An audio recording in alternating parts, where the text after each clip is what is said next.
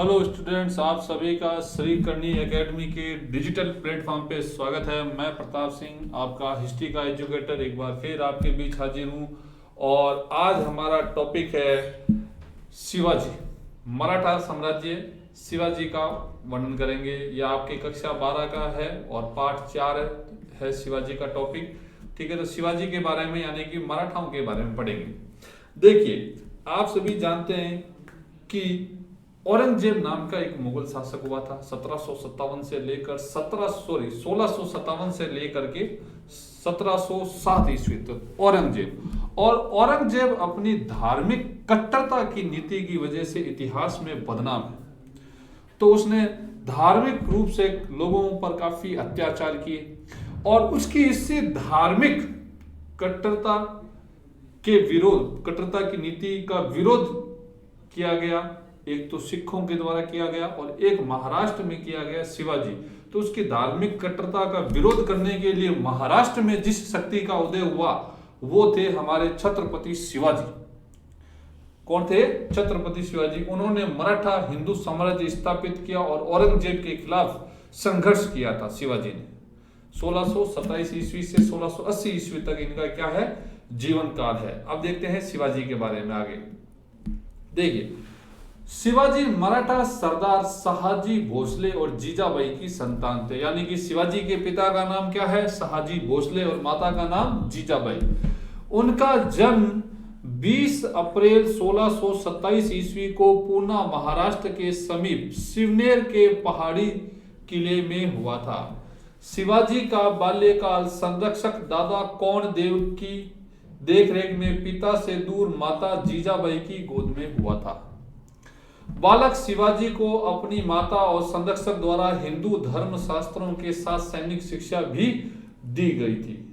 ठीक है, शिवाजी ने बाल्य अवस्था में ही रामायण, महाभारत और दूसरे हिंदू शास्त्रों का पूर्ण ज्ञान प्राप्त कर लिया था। 12 वर्ष में की आयु में उन्हें अपने पिता की जागीर पुनः प्राप्त हो गई थी। बीजापुर के विरुद्ध सैन्य अभियान, यानी कि शिवाजी ने अपने सर्वप्रथम अभियान किसके विरुद्ध किए थे? बीजापुर के। शिवाजी ने अपने जीवन काल के प्रारंभिक सैन्य अभियान बीजापुर राज्य के विरुद्ध किए। इस समय बीजापुर का सुल्तान मोहम्मद आदिल शाह लंबी बीमारी के बाद मृत्यु शैया पर पड़ा था और राज्य अस्त व्यस्त दशा में था। लंबी बीमारी के बाद मृत्यु शैया पर पड़ा था और राज्य अस्त व्यस्त दशा में था। बीमारी, एक सेकंड, थोड़ा टाइपिंग मिस्टेक है।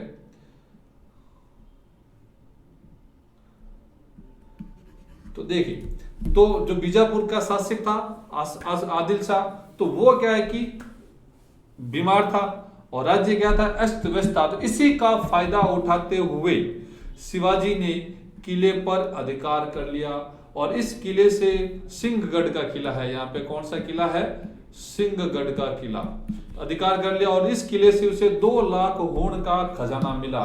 शिवाजी ने इस धन से अपनी सेना का विस्तार किया और तोरण के किले से 5 मील पूर्व में मुरुम्बगढ़ के छत विछत दुर्ग को नया रूप देकर उसे राजगढ़ नाम दिया। तो पहले जो दुर्ग था मुरुम्बगढ़, तो इसको जीर्णोद्धार करवा के, इसकी मरम्मत करवा के इसे क्या नाम दिया? राजगढ़ नाम दिया। इसे याद रखिएगा। शिवाजी द्वारा बीजापुर के प्रमुख मंत्रियों को घूस देकर अपनी तरफ मिला लेने तथा अपनी कमजोर स्थिति के कारण बीजापुर सुल्तान शिवाजी के विरुद्ध इस समय कोई कार्यवाही नहीं कर सका। शिवाजी की बढ़ती हुई शक्ति से सुल्तान आदिल शाह भयभीत हो गया और यहां तक कि बीजापुर का कोई भी सेनापति शिवाजी के विरुद्ध अभियान के लिए तैयार नहीं हुआ। अंत में अफजल खान नामक सेनापति ने यह कहते हुए बीड़ा उठाया कि मैं अपने घोड़े से उतरे बिना शिवाजी को बंदी बना ले आऊंगा। मैं अपने घोड़े से उतरे बिना शिवाजी को बंदी बना ले आऊंगा।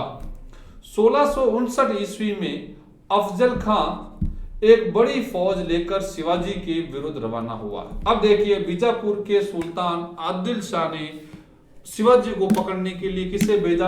अफजल खां को भेजा था। अब यूसुफ खान ने क्यों, आदिल शाह ने क्यों भेजा?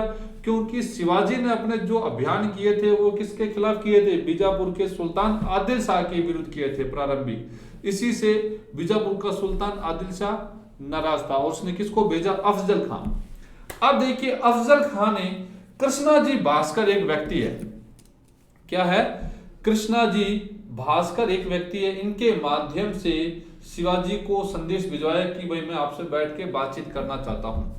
ठीक है, तो वो कृष्णाजी भास्कर अपना प्रस्ताव लेके जाते हैं अफजल खान का शिवाजी के पास में। तो शिवाजी कहते हैं कि भाई आप भी हिंदू हो, मैं भी हिंदू हूं, आप सही सही बताइए कि अफजल खान की रियल मंशा क्या है, कि वो चाहता है क्या हम उससे मिलके। तो कृष्णाजी भास्कर ने कहा कि भाई मैंने उनका नमक खाया है, मैं नमक हलाली नहीं कर सकता, आप केवल अपना ध्यान पूर्वक आएगा, थोड़ा सावधानी से आइएगा, मैं इतना ही कह सकता हूं।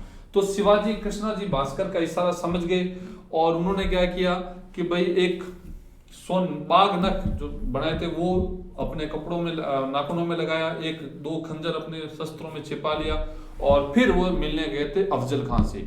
ठीक है, प्रतापगढ़ के जंगलों में गए थे। ठीक है, तो अफजल खान ने उनका बहुत अच्छा स्वागत किया। ठीक है ना, आओ भगत बहुत अच्छी की, बहुत ही अच्छी मीठी तरीके से बात की। अब अफजल खान के बारे में क्या कहा जाता है कि अफजल खान जो था वो शारीरिक रूप से काफी मजबूत था और वो अगर किसी को अपनी बाहों में जकड़ ले तो फिर यमराज ही उसको छुड़ा सकता है। ठीक है, तो अफजल खान ने भी शिवाजी के साथ में ऐसा ही किया कि भाई आइए शिवाजी, हम आप गले मिलते हैं, हमने इतना अच्छा बात किया, हम अच्छे दोस्त बन गए हैं, तो इस दोस्ती के अवसर पर हम क्या करें, गले मिलते हैं। ठीक है, और वो शिवाजी को गले मिलता है। जैसे ही वो अपनी पकड़ को मजबूत करता है, शिवाजी अपने जो बाघ नाखून होते हैं उनकी सहायता से और जो कटार छुपाई हुई होती है उसकी सहायता से अफजल खान की हत्या कर देते हैं। ठीक है, और अफजल खान को मारने के बाद में शिवाजी की पॉपुलैरिटी काफी बढ़ जाती है, काफी फेमस हो जाते हैं कि भाई अफजल खान को मार दिया, अफजल खान को मार दिया। जो अपनी ताकत के लिए मशहूर था उसको शिवाजी ने मार दिया। ठीक है, तो अफजल खान ने छल का सहारा लेते हुए अपने दूत कृष्णाजी भास्कर को भेजकर शिवाजी के सामने संधि का प्रस्ताव रखा। शिवाजी ने अफजल खान के छुपे हुए मंतव्य को समझ लिया और सावधानी के साथ वार्ता के लिए अपनी स्वीकृति दे दी। निश्चित दिन शिवाजी वस्त्रों के नीचे कवच और लोहे की टोपी पहनकर अफजल खान से मिलने पहुंचे। अपने बाएं हाथ में बाघ नख और सीधी बाह में बिछवा नामक तेज कठार छुपा रखे थे। मुलाकात के दौरान अफजल ने शिवाजी को गले लगाते हुए गर्दन दबोच कर तलवार से वध करने का प्रयास किया, किंतु शिवाजी का कुछ भी नहीं बिगाड़ सका। उसी समय शिवाजी ने बाघ नख का प्रयोग कर अफजल खान को मार डाला। अफजल खान के मरते ही इधर उधर जंगलों में छुपे हुए मराठा सैनिकों ने आक्रमण कर बीजापुरी सेना को खदेड़ दिया। इस घटना ने शिवाजी की प्रतिष्ठा में अद्वितीय वृद्धि कर दी। अफजल खान के बाद भी बीजापुर ने शिवाजी के विरुद्ध अनेक अभियान भेजे, किंतु कोई लाभ नहीं हुआ। शिवाजी और मुगल। शिवाजी की बढ़ती हुई शक्ति ने औरंगजेब को भी चिंतित कर दिया था। उसने शिवाजी के दमन के लिए अपने मामा शाइस्ता खान को दक्षिण का सूबेदार नियुक्त किया। शाइस्ता खान ने शीघ्र ही पूना पर अधिकार कर लिया और वहीं से शिवाजी के विरुद्ध कार्रवाई का संचालन करने लगा। शाइस्ता खान पूना के उसी महल में ठहरा था जहां शिवाजी ने अपना बचपन बिताया था। 15 अप्रैल 1663 की संध्या शिवाजी लगभग 400 सैनिकों के साथ में पूना पहुंचे। जब वे शाइस्ता खान के निवास स्थान के पास पहुंचे तो मुगल रक्षकों ने उन्हें टोका, तो शिवाजी ने उन्हें यह कहकर सावधान कर दिया कि वे मुगल सेना के ही मराठे सैनिक हैं और अपने अपने स्थान पर जा रहे हैं। अर्धरात्रि के समय शिवाजी ने अपने सैनिकों के साथ शाइस्ता खान के डेरे पर मारकाट आरंभ कर दी। शाइस्ता खान की एक अंगुली कट गई, किंतु वह रात्रि के अंधकार का फायदा उठाकर भागने में सफल रहा। उसके एक पुत्र और 6 पत्नियां सहित अनेक मुगल सैनिक इस अभियान में मारे गए। औरंगजेब को जब इस अभियान की जानकारी मिली तो उसके क्रोध का कोई ठिकाना नहीं रहा। 1646 ईस्वी में शिवाजी ने बीजापुर के तोरण नामक स्थान, कोई ठिकाना नहीं रहा, तो ये देखिए थोड़ा सा टाइपिंग मिस्टेक है, कोई ठिकाना, क्रोध का कोई ठिकाना नहीं रहा। और 1646 ईस्वी में शिवाजी ने बीजापुर के तोरण नामक स्थान पर आक्रमण किया था। ये जो शुरुआत की लाइन है वो यहाँ पर आ गई है, तो आप इसको एक बार भूल जाइए। ठीक है, आगे देखते हैं। ठिकाना नहीं रहा, उसने शाइस्ता खां को उसकी असफलता का दंड देने के अभिप्राय से बंगाल भेज दिया। शाइस्ता खां के बाद औरंगजेब ने शिवाजी के दमन के लिए शहजादा मुअज्जम और मारवाड़ के जसवंत सिंह को भेजा, किंतु वे भी इस उद्देश्य में असफल रहे। इससे शिवाजी का हौसला बढ़ा और वे निर्भय होकर मुगल प्रदेशों में लूटमार करने लगा। जनवरी 1664 ईस्वी में उसने सूरत के समृद्ध नगर को लूट लिया और इस लूट से शिवाजी को 1 करोड़ रुपए के आभूषण रत्न आदि हाथ लगे। उस समय 1 करोड़ कितनी बड़ी रकम थी। ठीक है, तो सूरत की लूट में शिवाजी को 1 करोड़ रुपए रकम प्राप्त हुए। जब औरंगजेब ने आमेर के कुशल कूटनीतिज्ञ मिर्जा राजा जय सिंह के साथ सेनानायक दिलेर खां और ताज खां को भेजा, मिर्जा राजा जय सिंह ने कहा था कि हम उसे व्रत के घेरे की तरह बांध लेंगे। याद रखिएगा, हम उसे व्रत के, यानी कि व्रत यानी कि गोल घेरा होता ना, कि भाई ये शिवाजी है तो हम इसको क्या ऐसे बांध लेंगे, घेर लेंगे, बांध लेंगे। कूटनीतिज्ञ जय सिंह ने शिवाजी के विरोधियों को ही नहीं अपितु प्रलोभन देकर अनेक मराठों को भी अपने पक्ष में कर लिया। मराठा राज्य पर आक्रमण करते हुए उसने शिवाजी को पुरंदर के किले में घेर लिया। विवश शिवाजी को जून 1665 ईस्वी में जय सिंह के साथ पुरंदर की संधि करनी पड़ी थी। और पुरंदर की संधि में मराठों ने 23 दुर्ग मुगलों के हवाले कर दिए थे। मराठों ने, यानी कि शिवाजी ने अपने 23 दुर्ग मुगलों को हवाले कर दिए और आवश्यकता पड़ने पर बीजापुर के विरुद्ध मुगलों की सहायता करने का आश्वासन दिया था। शिवाजी को व्यक्तिगत रूप से दरबार में उपस्थित होने के लिए बाध्य नहीं किया गया। इस संधि के समय फ्रांसीसी यात्री बर्नियर भी मौजूद था। इस संधि की धाराओं में स्पष्ट उल्लेख था कि शिवाजी को मुगल दरबार में उपस्थित होने के लिए बाध्य नहीं किया जाएगा। याद रखिएगा। देखिए, पहले क्या होता है कि भाई बीजापुर का जो शासक होता है वो शिवाजी के खिलाफ किसको भेजता है? अफजल खां को भेजता है। लेकिन शिवाजी क्या करते हैं? अफजल खां की हत्या कर देते हैं। अब शिवाजी की ताकत बढ़ रही है तो मुगल शासक औरंगजेब की दिमाग की भी बत्ती जल रही है कि भाई दक्षिण भारत में एक ताकतवर शासक और तैयार हो रहा है तो उसको खत्म करो। ठीक है, तो शिवाजी औरंगजेब किसे भेजता है? शाइस्ता खां को भेजता है। लेकिन शिवाजी शाइस्ता खां को भी भगा देते हैं। इसके बाद में जसवंत सिंह को भेजते हैं, दिलेर खां और जसवंत सिंह को भेजते हैं, जसवंत सिंह को भेजते हैं, लेकिन उन्हें भी कोई सफलता नहीं मिलती है। बाद में भेजा जाता है आमेर के शासक जय सिंह को। तो जय सिंह शिवाजी को पुरंदर की संधि के लिए बाध्य कर लेता है, जो जून 1665 ईस्वी में हुई थी, पुरंदर की संधि।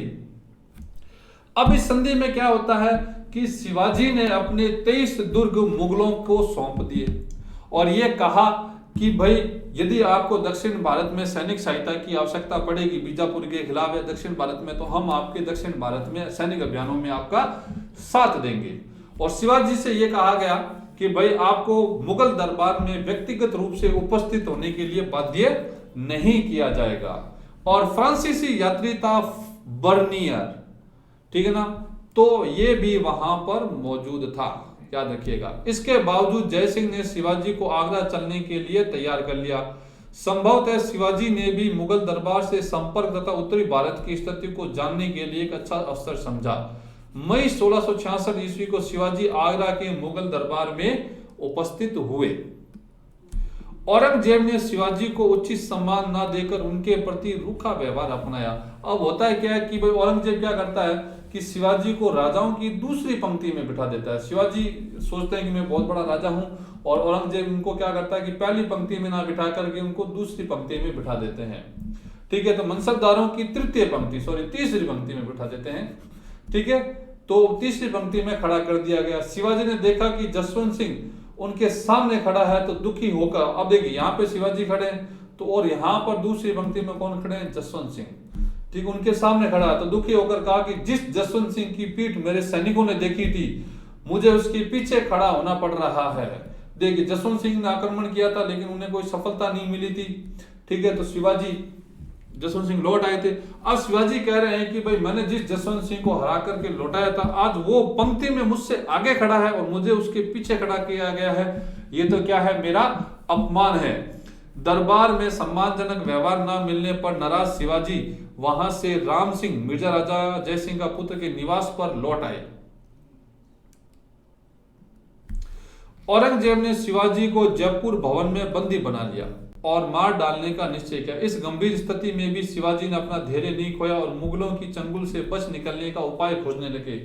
शिवाजी ने बीमार होने का बहाना किया और हिंदू परंपरा के अनुसार दीन दुखियों को मिठाई, फल आदि दान देना आरंभ कर दिया। प्रतिदिन बंदी गृह में मिठाई और फलों के टोकरे आने लगे।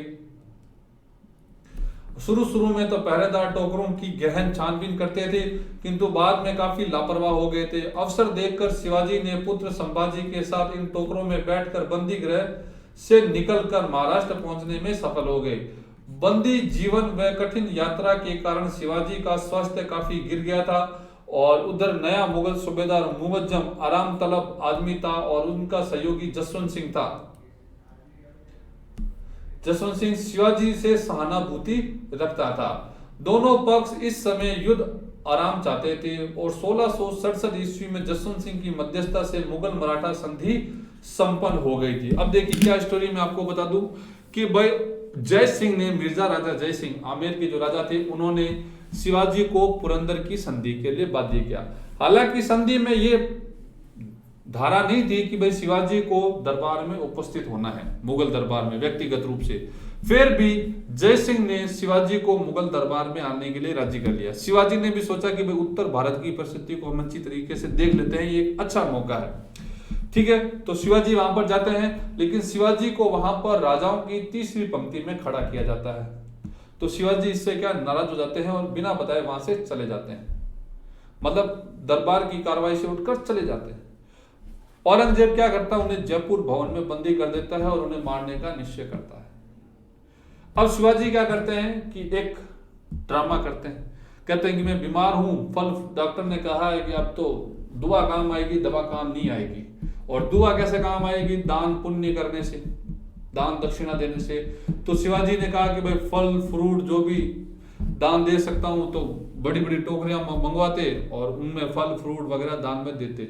अब शुरुआत में जो चौकीदार थे वो तो चेक करेंगे क्या जा रहा है क्या नहीं जा रहा है, तब देख लिया कि भाई रोज का काम है, तो उन्होंने चेक करना बंद कर दिया।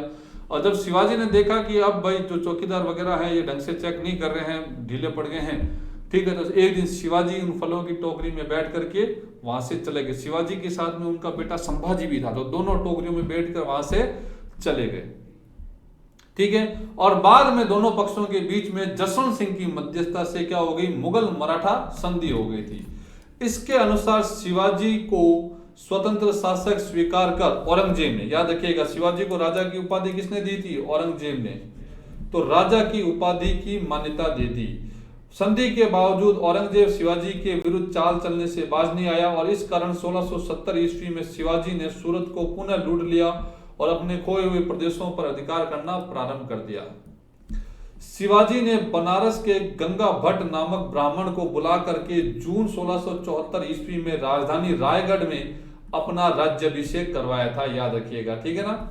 और छत्रपति, हिंदू धर्मोद्धारक, गो ब्राह्मण प्रतिपालक आदि उपाधियां धारण की थी, ये भी याद रखिएगा। शिवाजी के अंतिम दिन चिंता में बीते थे।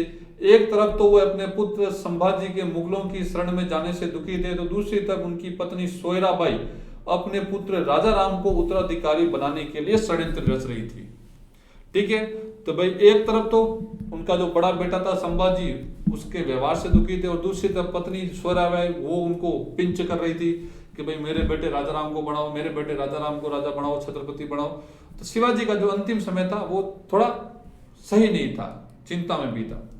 इन परिस्थितियों में अप्रैल 1680 में शिवाजी की मृत्यु हो गई।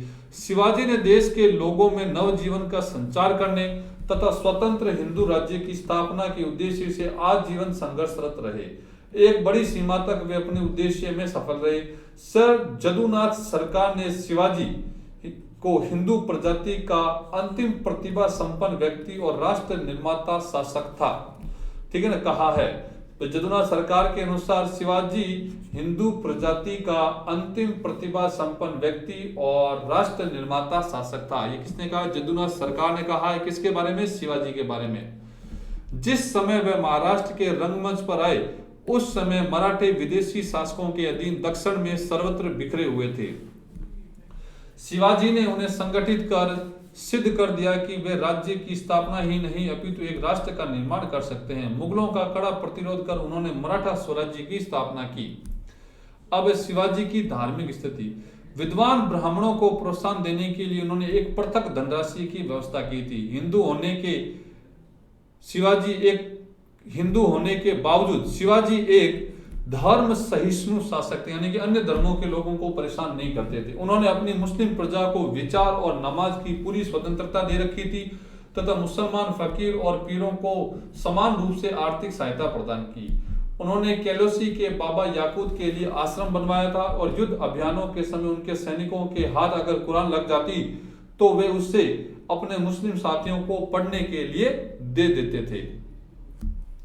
मुस्लिम इतिहासकार खफी खान ने शिवाजी की धर्म सहिष्णुता और हमले में मिली हुई मुस्लिम महिलाओं और बच्चों के प्रति किए गए सम्मानजनक व्यवहार की प्रशंसा की है। याद रखिएगा, खफी खान, इनकी पुस्तक है मुंतखब उल लुबाब, जो उन्होंने मोहम्मद शाह रंगीला को भेंट की थी। और इन्होंने औरंगजेब का इतिहास जो लिखा था इस पुस्तक में मुंतखब उल लुबाब में, तो छुप कर लिखा था खफी खान ने, इसीलिए मोहम्मद शाह रंगीला ने इन्हें खफी खान की उपाधि दी थी।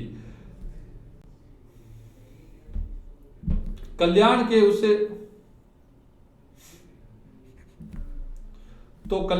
उसे वस्त्र आभूषण सहित ससम्मान बीजापुर वापस भिजवा दिया गया।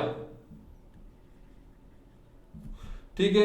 राज्य सेवा में भी उन्होंने धर्म के आधार पर कोई भेदभाव नहीं किया और मुसलमानों को सेना तथा जहाजी बेड़े में विश्वसनीय पदों पर नियुक्त किया था। याद रखिएगा।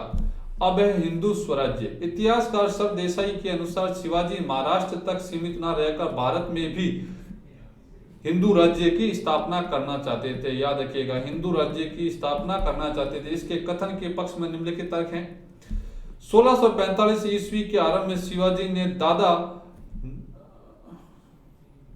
नरसंप्रभु को हिंदवी स्वराज्य की योजना के संदर्भ में लिखा था, जिससे उनका अभिप्राय संपूर्ण भारत के हिंदुओं को धार्मिक स्वतंत्रता दिलाना था। विचारशील और क्रियाशील मराठों ने उनके विचारों को इसी संदर्भ में समझा है। शिवाजी द्वारा चौथ और सरदेशमुखी करों की वसूली संपूर्ण भारत में राज्य विस्तार का ही साधन थे। शिवाजी के आगरा जाने का उद्देश्य अपनी आंखों से उत्तरी भारत की दशा देखकर यह जानना था कि क्या उत्तरी भारत मुगल साम्राज्य के पंजे से मुक्त होने के लिए तैयार है। मुगलों से युद्ध करते समय शिवाजी ने राजपूत राजाओं से संघर्ष के स्थान पर मेलजोल की नीति अपनाई। भारतीय राष्ट्रीय आंदोलन के दौरान स्वतंत्रता सेनानियों ने भारत के गौरवमयी अतीत का महिमा मंडन कर आम जनता में देशभक्ति का भाव जगाने के लिए अनेक प्रतीक चिन्हों का प्रयोग किया था। उनमें मराठा जननायक शिवाजी की स्मृति है और लोकमान्य बाल गंगाधर तिलक द्वारा 1895 में प्रारंभ किया गया शिवाजी उत्सव काफी प्रसिद्ध रहा है। बाल गंगाधर तिलक ने 2 उत्सव चलाए थे, एक गणेश उत्सव और एक शिवाजी उत्सव। अब आते हैं पेशवाओं का काल। देखिए, शिवाजी की मृत्यु हो जाती है 1680 ईस्वी में। शिवाजी की मृत्यु के बाद में आता है राजा राम। ठीक है। और राजा राम के बाद में आते हैं संभाजी आते हैं। कौन आते हैं? संभाजी। और संभाजी के बाद में आते हैं राजा राम। अब राजा राम के बाद में वापस शासक बनते हैं शिवाजी। कौन बनते हैं? शिवाजी शासक बनते हैं। एक सेकंड में आपको थोड़ा सही ढंग से समझा दूं। एक सेकंड, थोड़ा सा ये मिटाना पड़ेगा।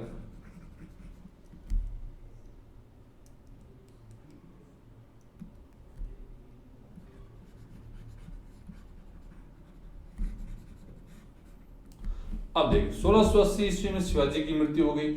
शिवाजी की मृत्यु के बाद में राजा बनता है संभाजी और इनका टाइम पीरियड रहता है 1680 से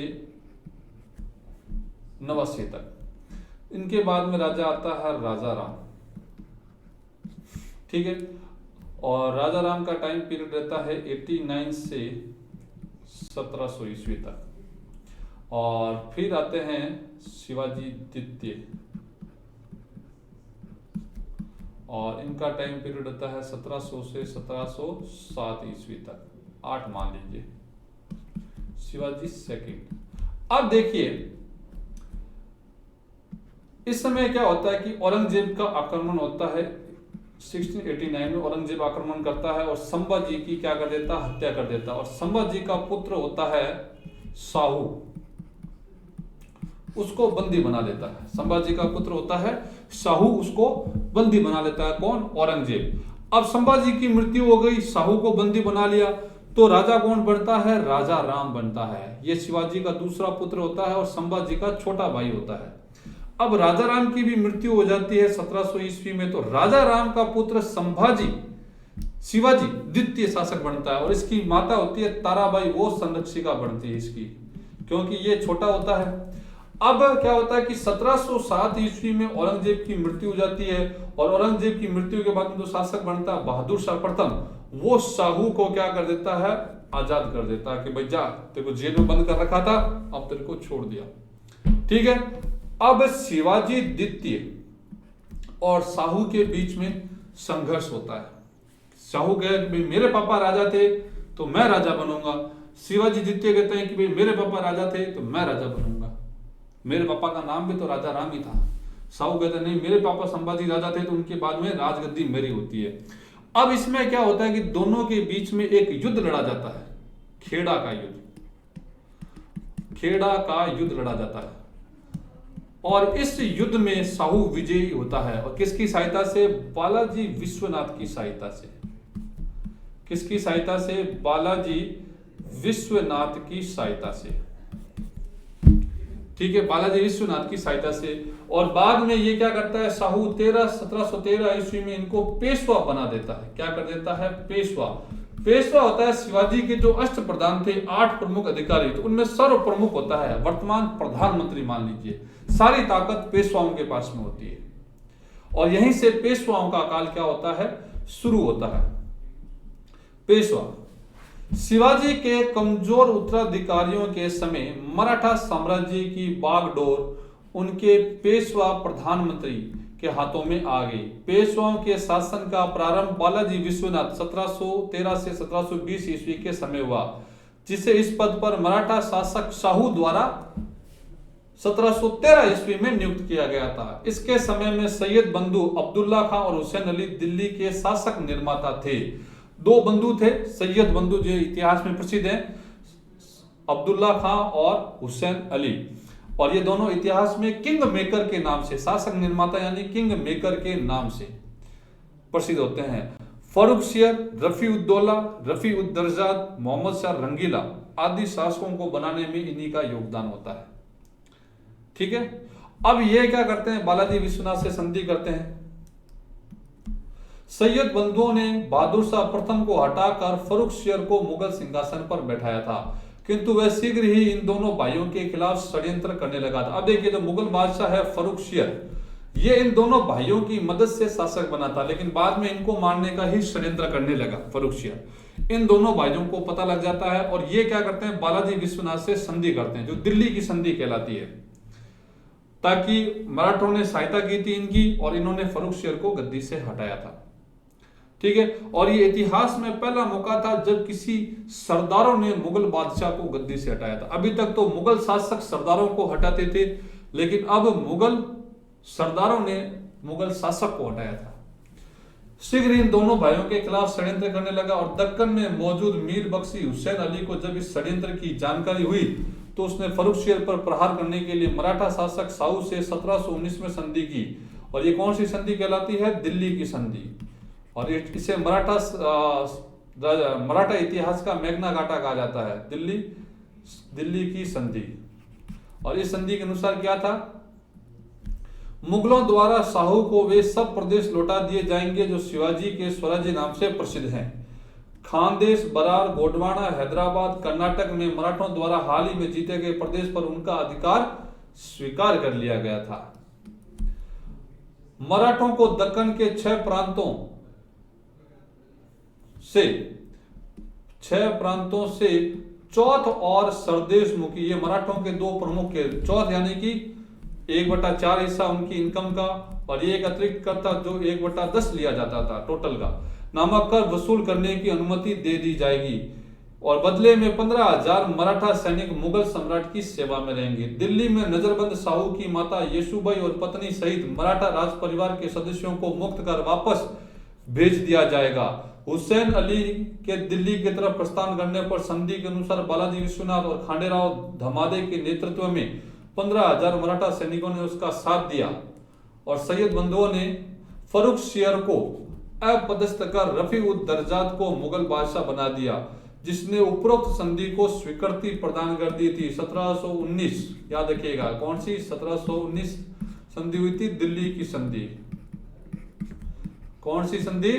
दिल्ली की संधि हुई थी, याद रखिएगा। दक्कन में चौथ और सरदेशमुखी वसूली के अधिकार पत्र प्राप्त करना बालाजी विश्वनाथ की बड़ी सफलता थी। यहाँ पे चौथ भी है, दक्कन में चौथ। ये 2 कर थे मराठाओं के प्रमुख, जो चौथ था वो 1/4 हिस्सा लिया जाता, 1/4, और सरदेशमुखी 1/10 लिया जाता था। ठीक है, उससे मराठा साम्राज्य का द्वितीय संस्थापक कहा जाता है, याद रखिएगा। किसे? बालाजी विश्वनाथ को, जो पहले पेशवा थे। पेशवा बालाजी विश्वनाथ की मृत्यु के बाद उसके बड़े पुत्र बाजीराव 1720 से 40 पेशवा पद पर नियुक्त किया गया, और इस समय उसकी आयु मात्र कितनी थी? 20 वर्ष। मुगल साम्राज्य की शोचनीय दशा का लाभ उठाकर वह उसके अधिक से अधिक प्रदेशों को छीन लेना चाहता था। उसने अपनी तर्कपूर्ण व्याख्या द्वारा यह कहते हुए शाहू का समर्थन हासिल कर लिया कि हमारे लिए यही समय है कि हम विदेशियों को देश से निकाल कर कीर्ति प्राप्त कर लें। यह किसका कथन है? हमारे लिए यही समय है कि हम विदेशियों को देश से निकाल करके कीर्ति प्राप्त कर लें। ये किसके हैं? बाजीराव के, बाजीराव प्रथम। किसके हैं? बाजीराव प्रथम के हैं, याद रखिएगा। जो फिल्म आई थी बाजीराव मस्तानी, हम उसी बाजीराव की बात कर रहे हैं। हमें सूखे वृक्ष की जड़ों पर प्रहार करना चाहिए, शाखाएं तो अपने आप गिर जाएगी। ये कथन भी किसका है? बाजीराव का ही है। पेशवा की योजना से प्रभावित होकर शाहू ने कहा कि तुम मराठा पताका को हिमालय की चोटी तक फहरा दोगे, तुम वास्तव में योग्य पिता के योग्य पुत्र हो। ये भी किसने कहा था? ये कहा था शाहू ने, जो मराठा छत्रपति थे। अपनी नीति के अनुसार बाजीराव ने नर्मदा पार कर 1724 ईस्वी में मालवा जीत लिया, और शाही सेवा में मौजूद जयपुर का शासक सवाई जय सिंह मराठों से सहानुभूति रखने के कारण ही सिख पेशवा का मित्र बन गया था। इस कारण पेशवा को बहुत कम विरोध का सामना करना पड़ा। पेशवा को सबसे जटिल समस्या का सामना मुगल साम्राज्य के सबसे शक्तिशाली सरदार निजाम उल मुल्क के साथ संबंधों को व्यवस्थित करने में करना पड़ा था। निजाम स्वयं को दक्कन का न्यायोचित शासक मानता था। ठीक है, निजाम उल मुल्क ये कहाँ का शासक था? इसने हैदराबाद में स्वतंत्र राज्य की स्थापना की थी, याद रखिएगा। हैदराबाद में 1724 ईस्वी में निजाम उल मुल्क या चिनकिलिच खां भी कहते हैं इसे। और इस क्षेत्र में मराठा अभियानों के कारण वह उन्हें अपना सबसे बड़ा शत्रु समझने लगा था, याद रखिएगा, सबसे बड़ा शत्रु समझने लगा था। इस कारण उसने 1719 ईस्वी की संधि का उल्लंघन करना प्रारंभ कर दिया, और शाहू के स्थान पर उसके विरोधी संभाजी को मराठा साम्राज्य के मुखिया के रूप में मान्यता प्रदान कर दी। ठीक है, मार्च 1728 ईस्वी को औरंगाबाद के पास पालखेड़ नामक स्थान पर पेशवा ने निजाम की सेना को पराजित कर उससे मुंगी शिव गांव की संधि पर हस्ताक्षर करने के लिए बाध्य किया। यानी कि जो निजाम था, निजाम उल मुल्क हैदराबाद का शासक, वो ये सोचता था कि दक्षिण भारत पर मेरा अधिकार है, लेकिन मराठा बाजीराव ने उसको ये ऐसा करने नहीं दिया। तो निजाम ने आक्रमण किया 1728 में औरंगाबाद के पालखेड़ नामक स्थान पर, तो उससे बाजीराव ने हरा दिया, और उससे कौन सी संधि की? मुंगी शिव गांव की संधि। इस संधि के अनुसार निजाम ने संभाजी की सुरक्षा की जिम्मेदारी छोड़कर उससे पनहाला भेजना स्वीकार कर लिया। छीने गए मराठा प्रदेश तथा मराठा कैदियों को छोड़ देने का निर्णय लिया गया।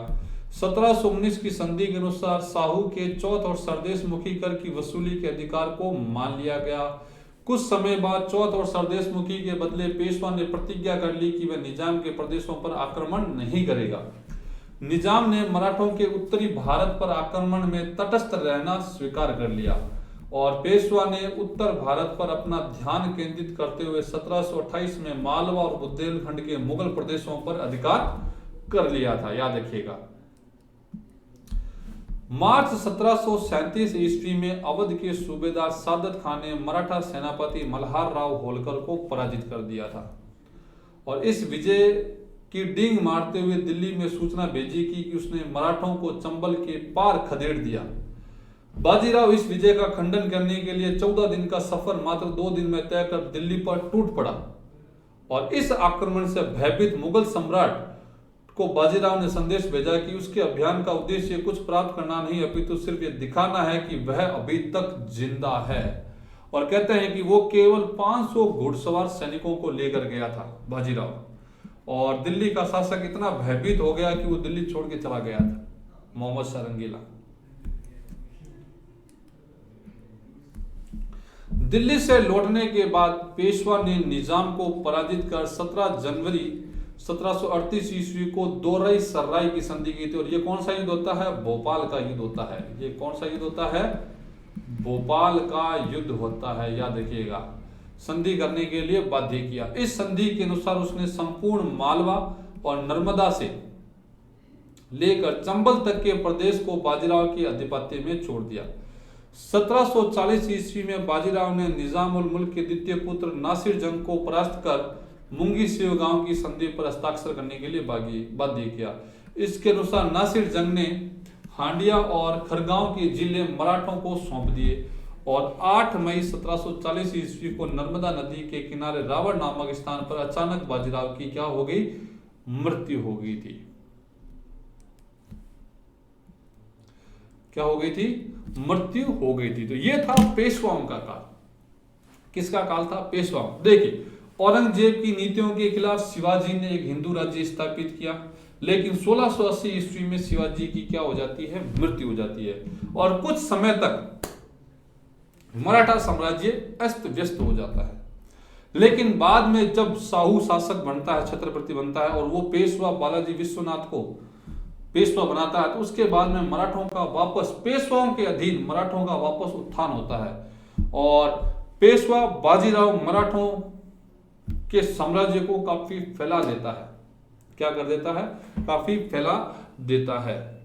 ठीक है, वो सबसे ताकतवर पेशवा होता है और उसके बाद में जो पेशवा बनता है बालाजी बाजीराव, उसके समय 1761 ईस्वी का पानीपत का तीसरा युद्ध होता है और इस युद्ध में मराठे हार जाते हैं और उनके बाद में मराठों का पतन प्रारंभ हो जाता है।